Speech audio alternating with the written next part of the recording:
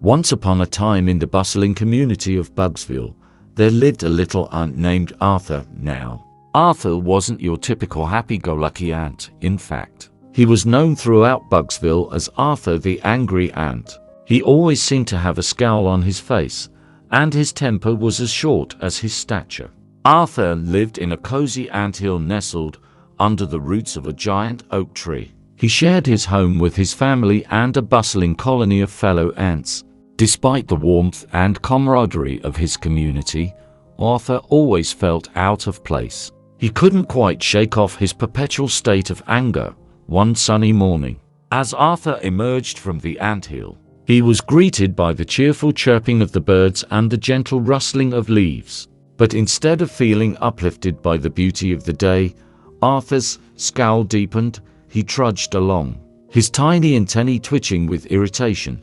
As he wandered through Bugsville, Arthur encountered various insects going about their daily routines. But no matter how hard they tried to engage him in conversation or share a friendly smile, Arthur remained surly and unresponsive.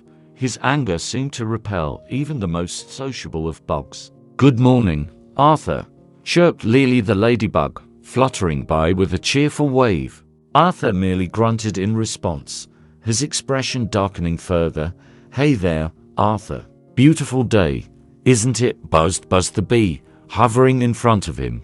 Arthur scowled and muttered something unintelligible before stomping off, leaving Buzz bewildered in his wake. As the day wore on, Arthur's anger continued to simmer beneath the surface. He found himself lashing out at even the tiniest inconvenience, snapping at his fellow ants and venting his frustrations on unsuspecting blades of grass.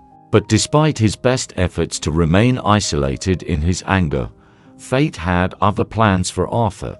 As he stomped through the forest clearing, lost in his brooding thoughts, he failed to notice a large crack in the ground directly in his path. With a startled yelp, Arthur tumbled headlong into the crevice, his angry protests drowned out by the sound of his own panicked screeches.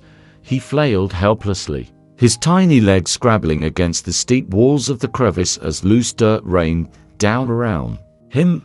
Just as Arthur began to fear that he would be trapped forever in the darkness, a pair of sturdy beetle legs appeared above him, followed by the reassuring face of Bertie the beetle, Bugsville's resident handyman. "Need a hand there, Arthur?" Bertie called down, his voice tinged with concern. Arthur swallowed his pride and nodded, his anger momentarily forgotten in the face of his predicament. With Bertie's help, Arthur was soon hoisted to safety and deposited unceremoniously on the forest floor. He lay there for a moment, dazed and disheveled, before slowly pushing himself upright. "Thanks, Bertie," Arthur muttered, his voice gruff with embarrassment. Bertie merely chuckled and clapped him on the back. "No problem, Arthur. Just remember, it's okay to ask for help when you need it." As Arthur watched Bertie disappear into the forest, a strange sensation washed over him. It was as if a weight had been lifted from his shoulders, leaving behind a glimmer of something he hadn't felt in a long time: gratitude. With a newfound sense of purpose, Arthur set off for home, his heart lighter than it had been in ages. Along the way, he made a conscious effort to smile and greet his fellow bugs. Much to their surprise, by the time he reached the anthill, Arthur's scowl had been replaced by a tentative smile. And as he settled down to rest for the night, surrounded by his family and friends, he couldn't help but feel grateful for the lessons he had learned. From that day forward, Arthur the Angry Ant was known throughout Bugsville not for his temper, but for his kindness and willingness to lend a helping hand. And though he still had his moments of frustration, he knew that with a little patience and a lot of gratitude, he could overcome anything that came his way.